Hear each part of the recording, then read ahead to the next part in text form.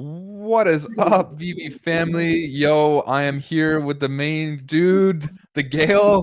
We haven't connected in a while, and we wanted to kind of, walk through some of the OUP, talk about all the exciting things in the NFT space, and I wanted to pick one of the best brains in the industry with the third eye. So, what's up, brother?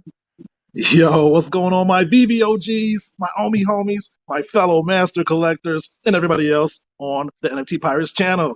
It's your bro, me, the Gale, back at it again with NFT Pirates. What's up, Chad? What's up, bro? Yo, good to see you, man. Thanks for jumping on and doing this with me. Yo, I know that you're, doing a ton of things right now out there. You're in various different projects, and I feel like you've learned so much, and you're still so, knowledgeable about all these things. So I just want to, thank you for being a third eye in the community, bro, because you've been predicting a lot of things. Yeah, man. Thanks for having me back on. I know it's been like over a year. Man, OG stuff, man. It's been long overdue, but I'm happy to be back. And yeah, man, we're still learning. We've been in this space for almost a year now. We're still learning, man. It's crazy.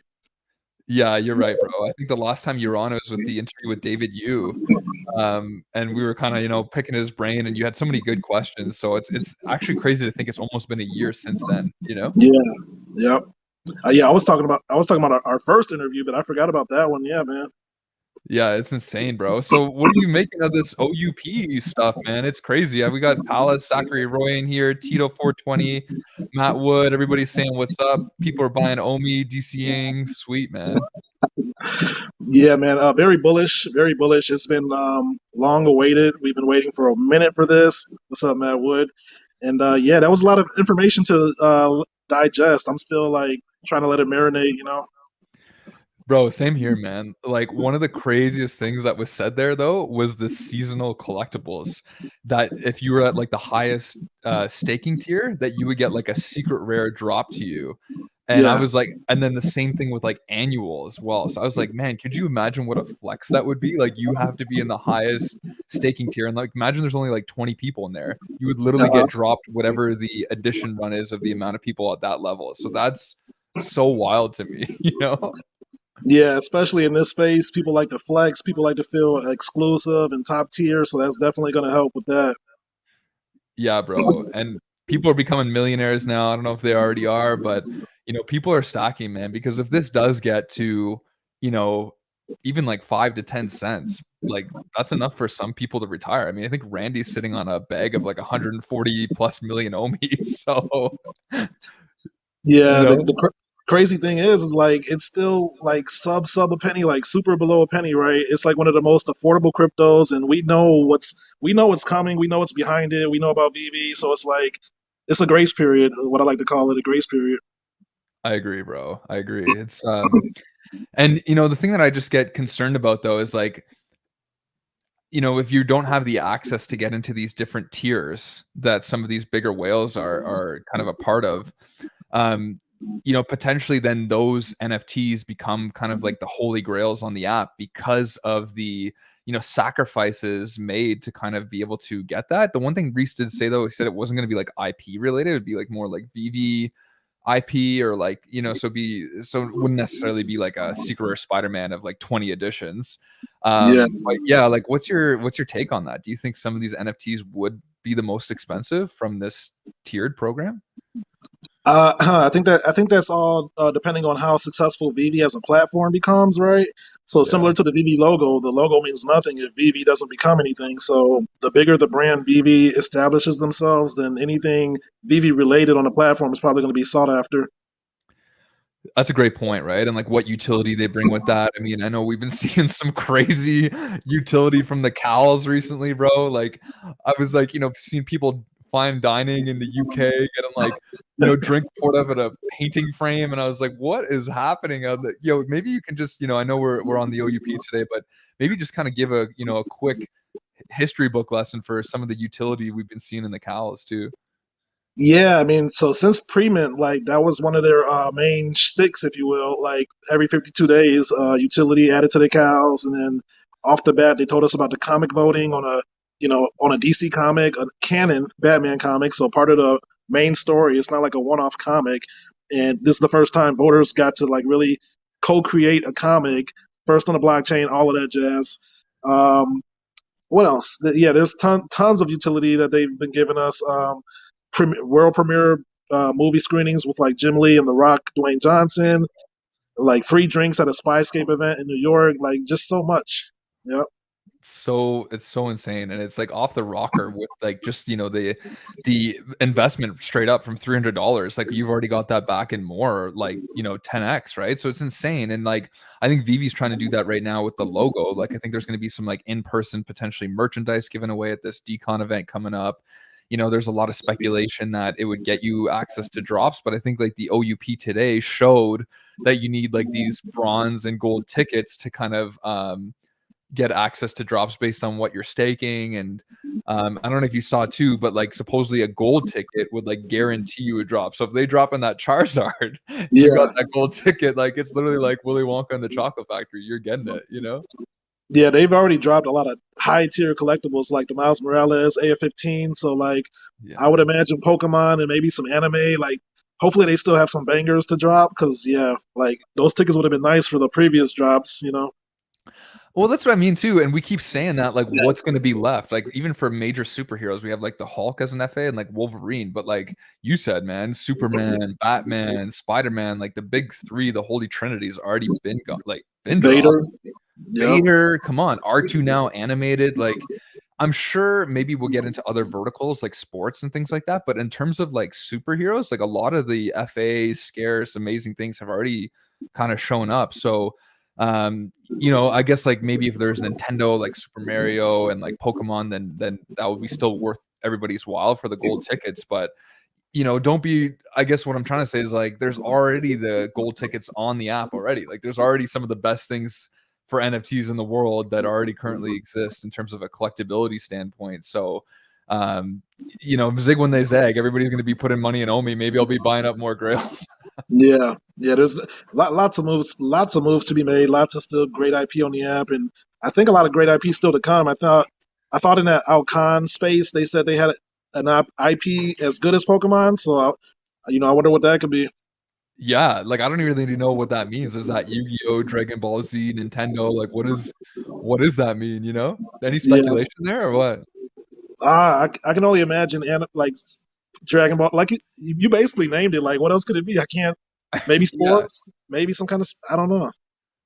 Yeah, yeah, that's what I'm saying. It's got to be probably one of those three, and I feel like Dragon Ball Z would be even crazy. Like there's a lot more fans than I knew of for Dragon Ball Z, but that's a huge collectible industry too. Yeah, I grew up watching Dragon Ball. And Dragon Ball Z, the original. Yeah, it spans generations and countries. It's very huge. Yeah. Yeah, it is really huge, bro. But yeah, like just going back to the OUP, man. I mean, there was a lot of information dropped there by Reese, like, and it looked like even the burning and renting aspect as well, and even that like there was talk about like gamification and play to earn. Like there's just a lot coming down the pipeline, and I know you've speculated about this in the past, but like those Marvel Mighties, bro, are they just going to be Marvel Mighties, or do you think there could be something else tied, or have you got any more insight on that at all? I mean, I like them. They grew on me. I consider them like BB's Funko versions of digital collectibles. I mean, it's their first like brand partnership type deal, right? Like it's the VV exclusive with Marvel. So, and they show it at every con, every convention. So you got to think there's more to it there. I think that could be their push towards the mainstream, possibly. True. And it's an easy like draw as well. Like, hey, if you don't want to spend a ton of money, come in here, spend $15. You know what I mean? And like have a cool little collectible you can throw in augmented reality. Like I feel like it's a nice bridge for people as well. But yeah, man, I mean, just thinking about the possibility of renting, like I don't even know if that would be like a sustainable income. Maybe if you're Dr. Profit and you're renting out like secret Spider-Mans and all that stuff, but I'm just thinking like, even for us, like if you imagine you have like 4 or 5 really like high-end pieces, that might be like $10 to $15 a day for each. I mean, that's, if you have 25 of those things, that's like a salary, right? So do you think we'll get to that point where you could literally subsidize your income with your collectibles just on the renting aspect, or is that a pipe dream, you think? I think they would have to create like a really fun game where characters are needed to either access certain areas or do certain tasks. Because like I don't know how much people will pay just to have a picture taken in augmented reality. It would have to be like I think gameplay. You would have to really need to use that NFT or digital collectible to do something. You know. Mhm. Right. Yeah, that's a good point too, because like what's the incentive? Like, is it just gonna be like, oh, I get to use it in augmented reality for the day? Like, is that enough to warrant like a $15 purchase? Do you know what I'm trying to say? When there's a lot of other apps right now, even on like Apple, that you could literally just go in and like I got one right now, I'll actually show you. It's called Acute Art, Hmm. and it's completely free, and you can put like cause collectibles in your augmented reality. Yeah. Um, do you know what I'm trying to say? And there's a lot like this is the app here, and like this is the cause stuff. So it's kind of like that's my point too. Is like what is the draw? Like maybe they got other things that are up their sleeves, but I don't know, man. Oh yeah, Naruto will be pretty huge. I like Naruto. Naruto would be massive, bro. Yeah, Naruto or Mhm. yeah. It's so funny for the longest times, I think, like, Tap's Trades had something in the background that I thought was just, like, a piece of junk, but it was, like, one of the swords from anime or something. Did Yeah, you you pick that that up? big sword with the bandage on it. Yeah, Yeah, exactly.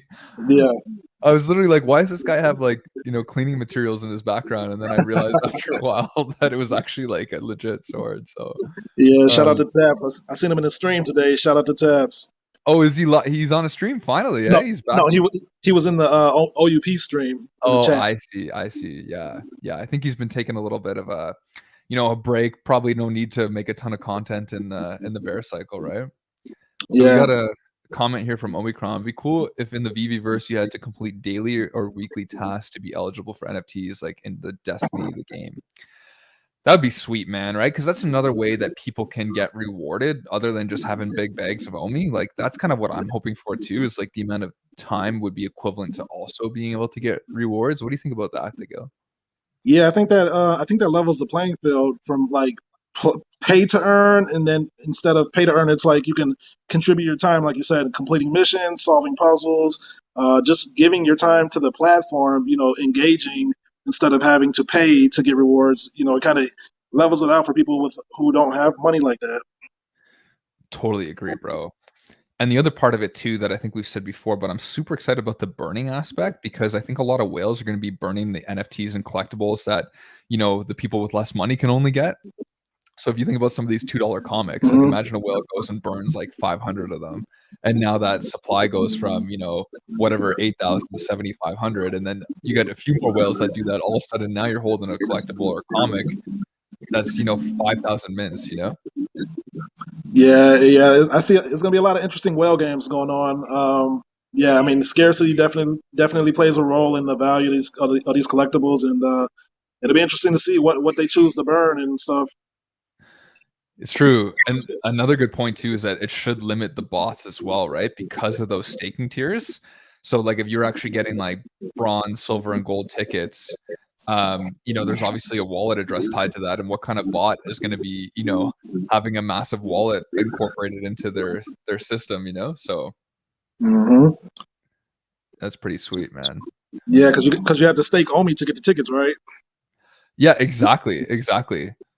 And there has to be some kind of integration there, right? So I think that'll be a nice little block as well. And also thinking that the bots couldn't actually get the stuff that is given out to, stakers because it's just going to be airdropped to those wallets. So that should literally be like everybody that receives that will be an actual person for once. Yeah, yeah. We're getting there. We're getting to everything that they implement, every feature that they release. It should like be a bot deterrent as well as just bullish for the platform. So we're getting there slowly but surely. Yeah, man. And what's your collection looking like now, bro? Like, are you kind of concerned more about like ROI and or do you have like some big Grail pieces, or have you kind of cycled into things that are more like that are more liquefiable or things like that? What's kind of that looking like for you? So I've actually been kind of like standing pat, just like waiting to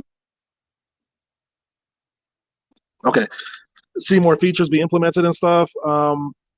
I don't have any Tods at the moment, so I'm out of Tods. Oh Sold my yes. Vader. so I don't have too many braggadocious items anymore. I'm just waiting to see like Master Collector program be implemented, and then I'll probably go ham again. But for now, I'm just like at a standstill, just waiting. That's probably smart, bro.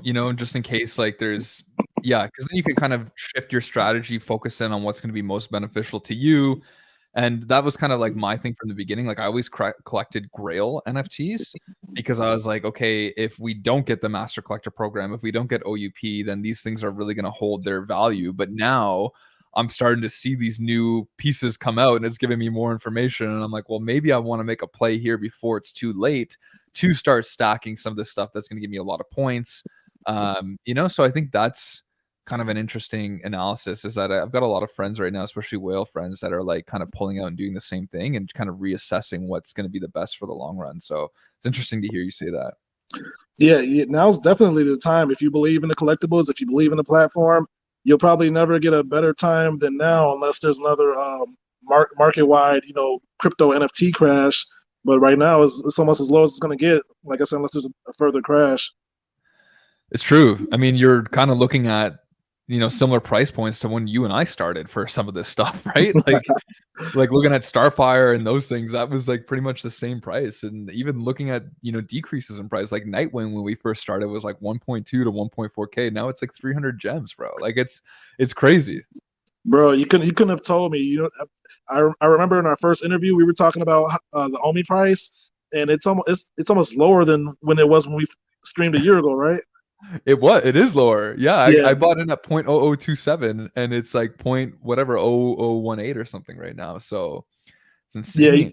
You couldn't have told. I wouldn't have believed if you would have told me it would be lower than a year from now, more than a year from now. But yeah, man, I don't know. The opportunity is still there. I thought the window was going to close quicker, but you know, wars happen and markets crash, and we're here. We're here. And I think that's a great point because one thing is like these market cycles, like people really have to kind of take advantage of them if you're, doing this purely for like an investment standpoint. If you're like, holding on to it for the long term, then that's a different story. But, just seeing, I was watching Comics and Crypto's video the other day when they were making fun of people that sold off too early and they had like partner statue, entry at 2K and then went to 48,000. Secret Rare Spider-Man entry 1.6K went to 80,000 or 100,000. And now we're almost like going back to those original levels, right? So I think that's another piece too, is like to really understand the dynamic of these market cycles at large, and then to understand that crypto is still speculative to a certain extent, it's getting more mainstream, but then like NFTs are kind of the end tail of crypto. So it's a lot to think about. Yeah, yeah. They need to make another video for people who didn't sell at the all-time high, right? Just even it out. So much money. It's true. Yeah, there should be do another video of the people that bought at the all-time high and then are now still holding. That would be but that'd be a kick in the pants. I wish I had a flipper's mindset, because like the way my account was, like I was rich in my mind. Like I mean, in reality, like I've never seen that much money. I've never had that much money. Like I just wish I had a flipper's mindset, but you just because I truly believe those collectibles could have got to those points, and when it actually got there, I'm like, this is it, and it can only go higher from here. So Bro, I thought the same thing. Like I was like, okay, we're gonna overtake base C. Like this is gonna be a worldwide thing now. People are gonna want the Superman. So there's only 8,888, and all that stuff was going in my head, right? yeah. So I hear you. I thought like could go to that like massive mainstream adoption, and the other cool thing that I saw in the OUP was crypto to gems, right? Like that's going to be pretty amazing too, and that might be another big catalyst for kind of pushing things forward. Yeah, I mean, crypto to anything at this point will be huge, because like a lot of us, like I'm on Hero, I'm on Palm, I'm on Veve, and Yeah. none of those platforms have crypto to NFT yet, and that's all we're waiting for. We're also waiting for layer one interoperability, because we know crypto, there's ETH whales out there just waiting to come in, but they don't really value these platforms until like they see that interoperability. So that'll be huge. That will be huge, and I know Palm's been making some friggin' strides on that front, right? With the interoperability, and I think even the cows are set to be interoperable at some point. When do you know when that would be? I'm guessing later this year or early next year. I mean, because they got guys like Joseph Lubin on the team. They're partnered with Consensus, who owns MetaMask. So you Wow. got to believe that if it's not already just waiting to be launched, and it's in the works. It's coming. And would that be the first official major license then potentially that would be interoperable at that point? I would say besides like Nickelodeon, because Recur had the True on Nickelodeon. Recur. Yeah, yeah, yeah. Yeah, but besides that, yeah, I think so.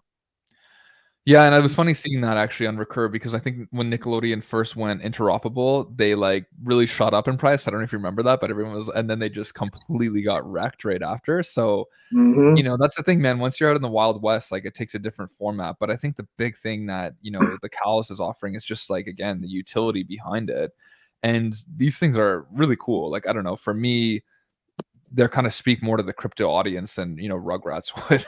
So Yeah, yeah. I mean, in my opinion, I think Batman is cooler. Yeah, it gives, like, if I'm being honest, it gives me Bored Ape vibes. Like I've seen, like, the community, the way that they kind of move into space, combined with the utility from Warner Bros. And DC. It's like the sky's the limit, because you never really seen that combination before. Like, mhm. one of one PFP, huge IP, Batman, 80 years of history, airdrops, utility every 52 days, special access to events. Like, I've never seen anything like that. So the sky's the limit in my eyes.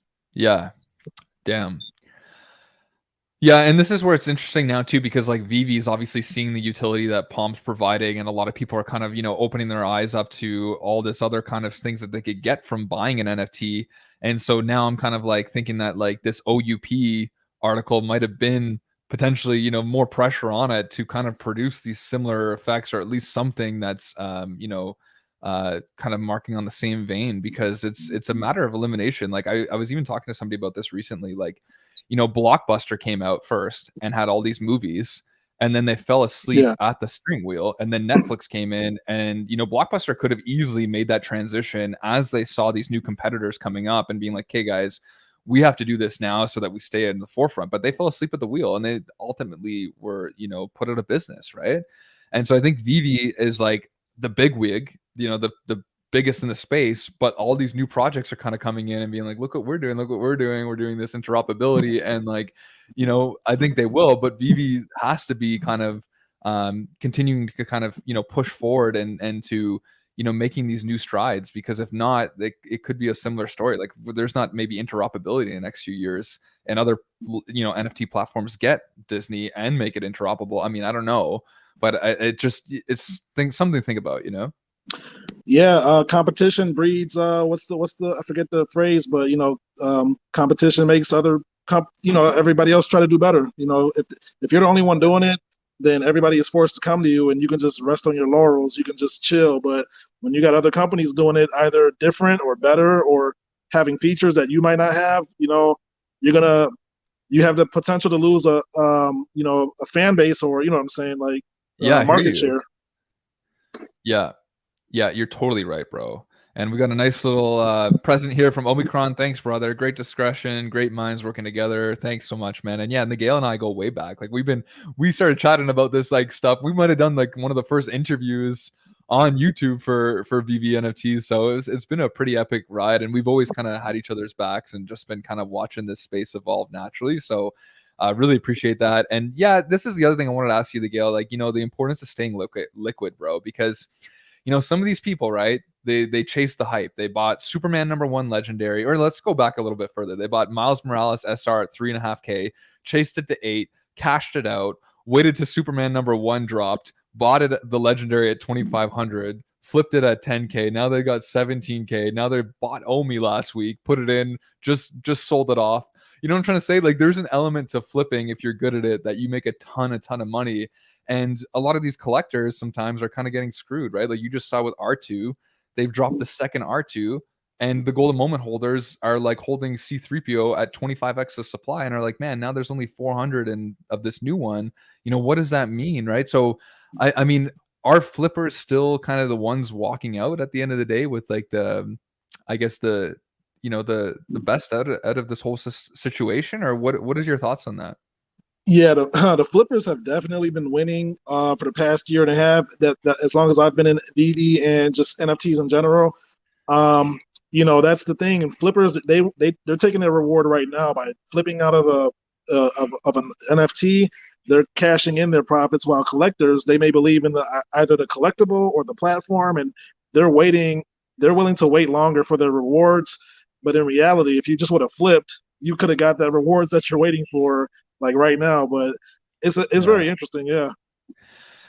You're right, bro. Like, it's interesting, and it was only really in the bull market that, like, if you were flipping at that point, like, let's say, like, November to February-ish, that was dangerous because, like, sometimes if you weren't holding that collectible, like, it could literally do a 2-3x overnight. Like, perfect Yeah. example is, partner statue, I think it was, like, sitting around 9K, and then literally within, like, 24-hour span, it went to, like, 22 to 23,000, then to 48. So, like, it doesn't really matter what you're flipping at that point, but I find in the bear market, like, people will chase the hype right after the drop happens, or like everyone's excited, you flip it at a higher price.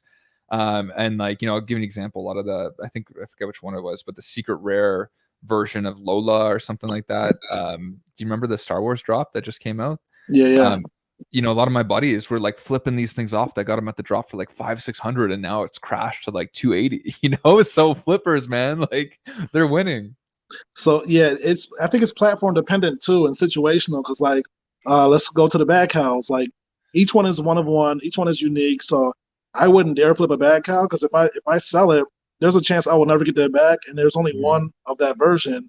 On top of the airdrops and stuff that they reward you for holding, so it's different because I get rewarded for actually holding. So I don't want. I think twice about flipping over there. You know. Man, that's a brilliant point that you make. And the other part people forget too is you're still paying money once you cash out to actually do the transaction. Like, you're losing 10%. So if you think about the Cal situation, you're getting utility all the time. You guys have been, well, me too. I've been dropped, but I don't have as many Cals as you. But I've been dropped like Harley Quinn comics, some of the accessories, the first Legacy Cal comic on the blockchain. You have like all these things. There's potential for actually having access to future DC drops, especially the comics. Like, who knows if like, Detective Comics number 27 friggin' Batcal holders get whitelisted because it's in that same line of what their interests are. So there's so many things, like you said, in a case like that, it's not worth to flip because the downside is so much greater. As like on the case of Veve right now, there's a lot of incentive to flip because you're making literally twice the amount of gems if you're kind of catching the hype, selling it off, and then, reinvesting into other things. So that's interesting. And I think that's the other piece is like these snapshots that we see when people are airdropped, that everyone gets the snapshot, they sell everything off a minute later in the hype, get the airdrop, sell those off in the hype. Like, it's got to change. Like, and I think it will. I think the competition, like from the cows and things, is making people smarter. Yeah, and just another thing with the bad cows, like everything is tied together. They're it's based off a storyline, right? So the Harley Quinn airdrops, the boxes, they have hidden utility. They're gonna have a purpose in the future, so it makes you want to hold even longer because you don't know if you're gonna get airdrop for holding or if you're gonna be able to use that in the game. So it's just you just gotta. It's situational, right? Like you just gotta recognize the patterns and just do what makes sense to you. Yeah, man. And let's just be real. That Superman #1 comic that was dropped. I mean, the legendary 100 and what is it, 150 editions, 140 available to the public. It's insane to think that such a Grail comic of that standard is dropped with such few editions. Like, I think 3,000 total mints. And it's crazy to see Jim Lee come out and say this was not a scan. This was actually like remastered in a way that was so technical that it actually almost looks like a scan. Like, that's how much it's messed with people's heads. It's pretty impressive. And I'm just gonna be frank. Like, I think if we're talking like in terms of licensed NFT projects right now between Palm and Veve and all the other ones, like we're that ASR A15 from Veve and the Superman #1 comic, like that's probably the best you can do if I'm not wrong, right? On the, like, and I would even argue Superman #1 might even have that edge just because there's 7,000 fewer editions. So what's your thoughts on that, bro? Yeah, man. Shout out to Petro Photography. I think that's his name on Twitter. I'm taking this from him, but he said basically it seems like there was almost like a new vertical drop, right? Because that comic is like totally different from any NFT comic we've ever seen, right? With the ads and the deterioration of the covers and the grading aspect. So it's like, can we even compare? I mean, we can always compare, but like, yeah, it seems like it's a whole new vertical. Yeah, that's a great point, bro. And Bill right here says, "Yo, this give benefits not just to down markets, but golden tickets for land." So for Veve, man, they might have golden tickets for land, which is insane. So you imagine being like, "I'm guaranteeing some land." So maybe that's the utility that, like, again, it's too early to say, but maybe Veve is going to start like busting a cap out of here and like really start to go ham on some of the stuff for stakers. So I didn't even know that, Bill. That's crazy. And I think Death Bunny kind of echoed that. You can't compare Backhouse to Veve. Veve got over 7 million NFTs versus Backhouse 11K. It's way easier to manage and provide utility for 11K NFTs. You've got a ton of IPs. And I think, that's a good point too. I said that recently to Alex in a space. I was like, there's so much, there's just so big, the Veve space and how much they actually have captured, that, like it's not feasible to really like give free airdrops to, let's say like black and white holders, because then golden moment holders are going to be pissed, and then the Marvel Mighty community is going to be pissed. And so I totally agree. Like I think it's a way bigger landscape.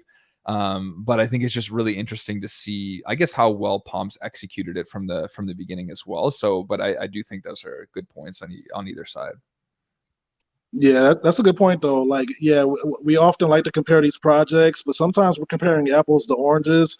But I mean, you can compare in terms of user experience and user expectations, and just rewarding collectors, and there's things you can't compare. But yeah, it's not always apples to apples. Exactly, right. And I think that's the thing, is like you kind of think about it like apples to apples, because people are kind of in both these projects, and there's not necessarily many big licensed NFT projects out there currently. But I do think it is crazy to think that like already Veve have over 7 million NFTs in terms of additions, right? Like think about the size of that landscape. Like that is insane. Like that means that potentially in the Veveverse, there would be 7 million NFTs scattered throughout. If, like, let's say everybody put all their NFTs out. I mean, maybe not Dr. Profit. He'd probably have to stack them into like a friggin' skyscraper. But Yeah, I mean that's when you think of all the IP that Veve has, that's what you imagine the metaverse to be, right? Like people often reference Ready Player One just because of the different IP that was in that movie. I think Veve could be that if they just gotta come through. wow, yeah, that's so true, bro. And look at this classy fucking comment here from Mark.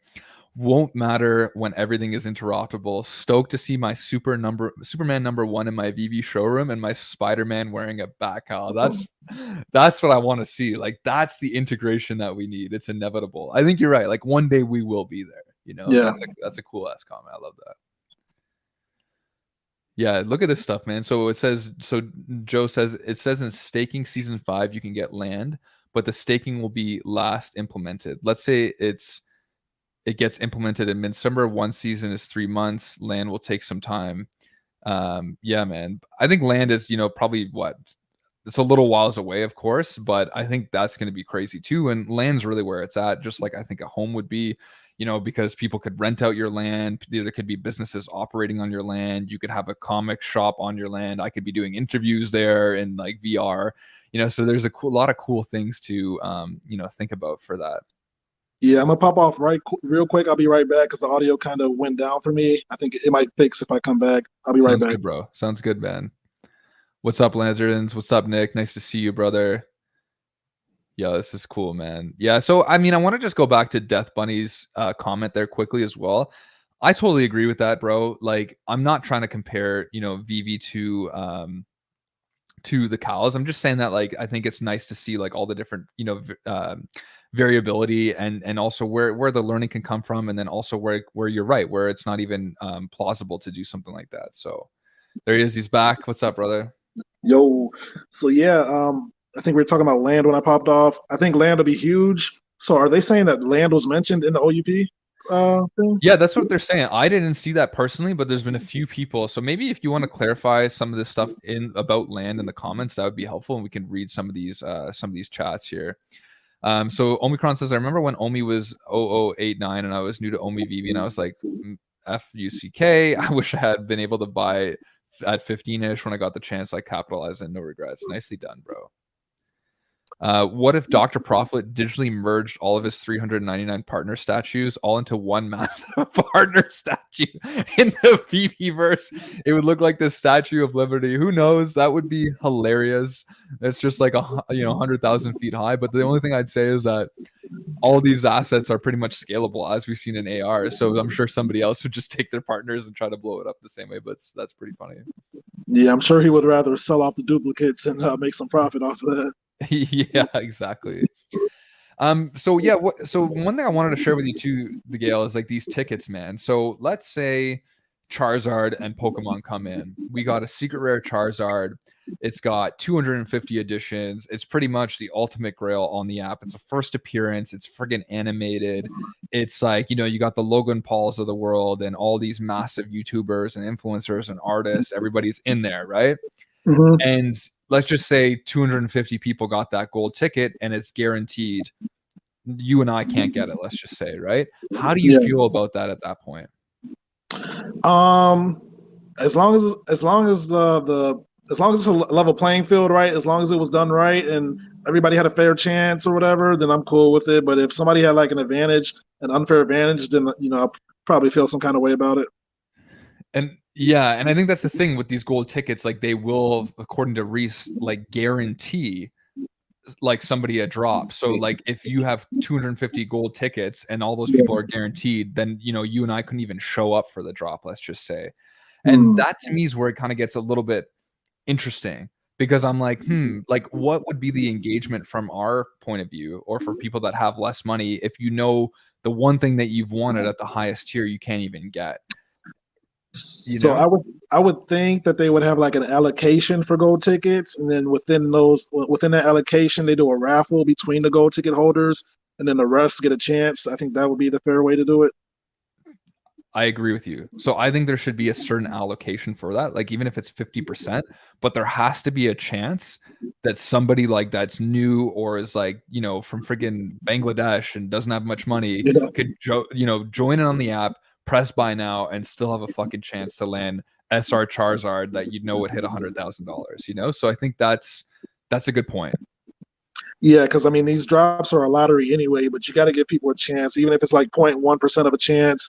You know what I'm saying? Because other than that, you're just rewarding people who have money at that point. That's it, right? Like it's like kind of like you're preaching to the choir, right? And if you want to get more and more users into the app, and they know, well, guess what? Maybe I can do little flips here and there. I might get lucky on the odd thing, but I'll never get these cream of the crop collectibles. Like you need to have the little guy that can buy a $6.99 comic and like land the SRA 15 or the Marvel 1, SR, right? Like that's the whole purpose of why this is so exciting as well. It's the lottery aspect. And that's a good that's a good segue to bring up a certain issue within the bad cow community. It's not an issue anymore, but regarding the Superman comic, right? Anybody without a bad cow could have came in and went for the drop, and a lot of people did. There were a lot of people without a bad cow who got that drop, but the bad cow holders are supposed to be prioritized. We're supposed to have early access, and I think it said it somewhere in the roadmap, and so that was just this topic of discussion, because we want people to come in, and like if that 3,000 comic was distributed amongst the bad cow holders, then there would be less eyes on the platform. So like it's like, which one do you want? Do you want more people in the platform, or do you want just everything to come to you? It's a good point, man. And I think the hard part is that, like you said, if it was only cow holders, and let's say the floor gets to like 3-4K, then at that point, like the ecosystem won't grow, because like despite what their interests are, people just will not go there, because they unless they're paying $10,000 to $50,000 for the aftermarket costs, it's not going to be worth their while unless you're a big whale or something, right? And if you're a big whale, you have a cow. So in order to grow the ecosystem where the cow holders also benefit, you need to have these people that don't have cows come in as well and have the opportunity to gain leverage, and that will make those cows go up in price, because now more people are involved and interested into that space. So it's a very delicate balance, and it is a dance, and that's case in point, I mean, like the cow floor like 2 weeks ago was like 600 to 700. Now it's like right there under 1K. So I'm thinking that's because they didn't just give the comics straight to the cows. They gave everybody a chance to come get one, and people came onto the platform and they started looking around, and then they seen the cows. So I think that actually helped, that they didn't just give everything to the cows. Yeah, that's a good point, right? Like now that floor went up a lot because of that. And I think Sleeping kind of said it interesting too. He's like, I don't want a room in the castle. I want the keys to the castle, right? And it's like, so, and I think there's going to be a lot more stuff happening. And I actually saw that you tweeted DC's new thing where it said priority access to drops or something like that, or whitelisted for certain drops. So, I mean, maybe it's not going to be all of them, but it should be something, right? Oh yeah, we know for a fact going forward, it might not be the next drop, it might not be the drop after that, but one of these comic drops, the cows will have early access, if not only access, and at that point, you got people better hope it's not Action Comics 1 or Detective 27, because you're gonna need a cow to get that comic or get a better chance of getting that comic. Yeah, that's it. And I mean, if that is the case, like what utility? I mean, even if it was just whitelisted for one of those major airdrops, I mean, that's crazy. And I think a lot of people don't know too is like DC Comics compared to Marvel are so scarce in the physical realm. Like there's just so many times where, like if you look at Superman #1, I think like it's not even the first appearance of Superman in a comic, which is Action Comics #1, but that Superman comic is like still goes at a 3.0 for 420 grand US. Yeah. At a 3.0, bro. You know what I'm trying to say? Just because of the sheer scarcity. So, and then on top of that, they made it still scarce in the digital realm too. Like they're not letting many people have access to this, Yeah, the potential for these comics are crazy. We haven't like NFTs are still a sleeper. They're still flying under the radar of a lot of people. And when the real comic collectors, when the hardcore comic collectors finally catch on, oh man, it's crazy. You're gonna see what happened to the bad cows happen to these comics, I think, and it's gonna be crazy. So I'm in total agreement with you. I find it so funny right now that you're having people out there spending $420,000 on a 2.0 grade of whatever comic, when I'm like, you could literally get Grail NFTs in here that will never kind of depreciate, can reduce your storage indefinitely, that are way safer, that will be used for so much more social capital, that can be used in augmented reality. Like the benefits are just wild, right? So I just think that like for me at least, maybe just because we know more about this NFT space, you and I, but I would be all about like if I had like millions of dollars, I'd have like 30 Superman #1s right now. Yeah, yeah, man. Hey, shout out to Chris V. I see he's got a question there. He Yeah, says, what's "Can up, you Chris guys?" V? So he goes, is it a good thing for newcomers? So you mean like with the back house? Sup, What up, yo, Blake? what's up, fam? Yeah, what do you think, bro? It's I mean, if you're a newcomer right now and you see these cows at like $1,000, like what should be the thinking pattern there for people like that? Um, what was the full question? Was there a full question before that? No, I don't think so. I think like he said kind of like, can you discuss the value of future growth of cow owners get allowance for DC #27? Like, I mean, I think at that point, in my opinion, the cows would, move up exponentially because people are then realizing that, hey, even if you land the common, if there's only 300, well, actually, that wouldn't even make sense because I think there's how many unique wallets for cow holders? 6,000 plus? Yeah, around 7K now. Yeah. 7K. So yeah, so if they maybe did a 7K edition drop for DC #27, and every one of those cow holders had the whitelist, you're looking at least what, a $300 floor for the comment variant. So that alone is worth incredible value. And if you get that secret rare of like 300 editions or the legendary, that's amazing value, right? Yeah, I mean, yeah, the cow, yeah, that would be tremendous value for the cow owners because I think people will pay crazy money to know that they had early access or guaranteed access to an item such as Action Comics 1. I think people will pay $1,000 easily if they knew that they could, increase their odds or get it automatically. That's so true. And we got another thing here from Omicron switching back to Veve. I think when they introduced burning 50 to 30 comments for one of 15s, like David, you mentioned, that the common comics with original covers will flip secret rares. Hundreds of people will be buying the cheaps. Yo, that is such an interesting perspective. Because, yeah, people won't even maybe realize it at first. They'll just be burning the commons. And then all of a sudden those OG covers will, start to go down in edition count. So, yeah, I mean, who knows where that goes. And I think a lot of people will burn those uncommons, eh, Gale? Because Yeah, they yeah, everybody hates those uncommons except for Superman #1. yeah. Good point. Yeah, assuming that they don't ever make any remints on the blockchain. these are the only comics that'll ever be. So people do value the original cover. So I mean, it's crazy to think about now, but could a common floor flip a secret rare? That's something to think about. Yeah, especially like if it's a low mint or something, and like a lot of the low mints get burned, or who knows, right? So there's a lot of interesting things. I always joke around thinking, imagine if we had an incentive such as like if you can burn an NFT for Omi. I mean, I don't even know if that's possible, but that I think would just like set the whole market on fire, Like that would just be an insane thing. I don't think it's possible, but damn, I always dream about something like that. That'd be crazy.